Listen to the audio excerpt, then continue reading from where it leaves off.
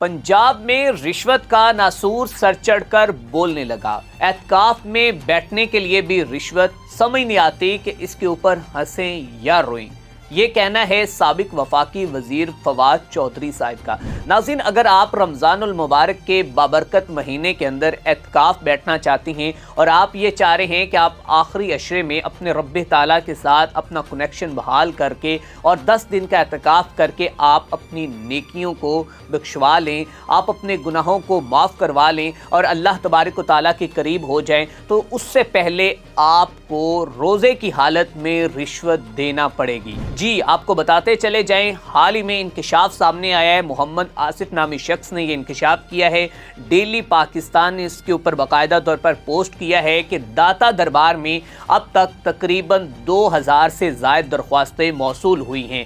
जो दरख्वास्त गुजार दरख्वास्तें लेकर आए हैं और वो ये चाहते हैं कि हम दाता दरबार के अंदर एहतिकाफ बैठें, तो उनसे एक पुलिस क्लियरेंस रिपोर्ट के 10,000 रुपये तलब किए जा रहे हैं और एक रिपोर्ट बनाने के जो पुलिस एहलकार हैं वो 10,000 रुपये मुबैना तौर पर ले रहे हैं। ये मोहम्मद आसिफ नामी शख्स का कहना है।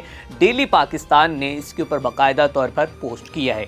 और आपको बताते चले जाएं कि इसी हवाले से वफाकी वजीर फवाद चौधरी, उन्होंने ये कहा है कि समझ से बात बालातर है कि रमज़ानुल मुबारक के बाबरकत महीने में अगर आपने एहतिकाफ बैठना है तो उसके लिए आपको रिश्वत देनी होगी। अब इस निज़ाम के ऊपर समझ नहीं आ रही कि हम रोएं या फिर हंसे, हम करें क्या, कि ये कैसा निज़ाम आ चुका है कि जहाँ पर जो है वो हमें स्टेट ऑफ पुलिस में, ये मेरी एक राय है कि हमें अब स्टेट ऑफ पुलिस में ज़िंदगी गुजारनी पड़ रही है। उसकी वजह ये है कि आप कहीं भी जाते हैं, पुलिस का राज जो है वो खुलकर सामने आ रहा है। कहीं पर आपकी चादर चार दीवारी का तकद्दुस पामाल हो रहा है, कहीं पर आपकी तजलील कहीं की जा रही है, कहीं पर आपके दस्ते गिरबां हो रही है यही पुलिस, और कहीं पर यही पुलिस जो है आपको सड़कों के ऊपर घसीटती हुई भी नजर आएगी, क्योंकि इन्होंने अपने आकाओं के यहाँ जी हजूरी तो करनी है।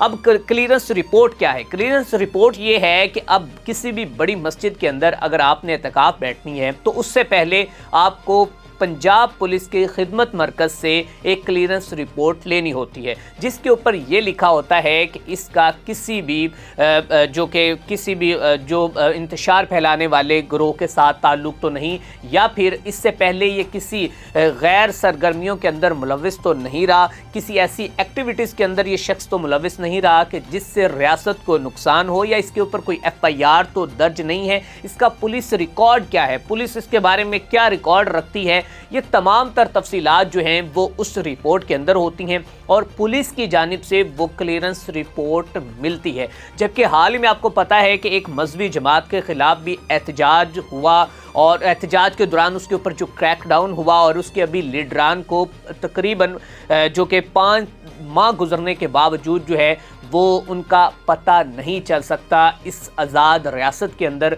तो जनाब, अब जो है मज़ीद इस तरह के जो शिकंजे हैं वो टाइट किए गए हैं, वो सख्ती की गई है कि कहीं ना कहीं जो है वो इस तरह के मामलात सामने ना आ जाएं। तो उसके लिए जनाब एक रिपोर्ट को क्लियर करवाने के लिए जो 10,000 रुपये आपको देना होगा मुबैना तौर पर, ये मोहम्मद आसिफ ने इंकशाफ किया है कि पुलिस जो है एहलकार हैं वो 10,000 रुपये रिपोर्ट का ले रही हैं। आप सोच सकते हैं, समझ सकते हैं कि इससे ज़्यादा पस्ती की बड़ी बात हमारे लिए क्या हो सकती है कि ये पुलिस एहलकार कहीं पर भी मौका नहीं जाने देते, चाहे वो बाबरकत महीना रमज़ान मुबारक हो, चाहे वो कोई भी इवेंट हो, कोई भी त्यौहार हो, लेकिन इन्होंने अपनी जेब गर्म रखनी ही रखनी है। डॉक्टर उस्मान अनवर साहब ने इस पंजाब पुलिस के लिए बहुत ही खिदमत सर अंजाम दी, उन्होंने इनको प्रमोशंस दी, उन्होंने जो पुलिस कल्चर को ख़त्म कर, थाना कल्चर को ख़त्म करने की कोशिश की, और उन्होंने रेनोवेशन जिस तरह पुलिस स्टेशंस की इनको जो कि 5 स्टार होटल्स की तरह इनको कर दिया, लेकिन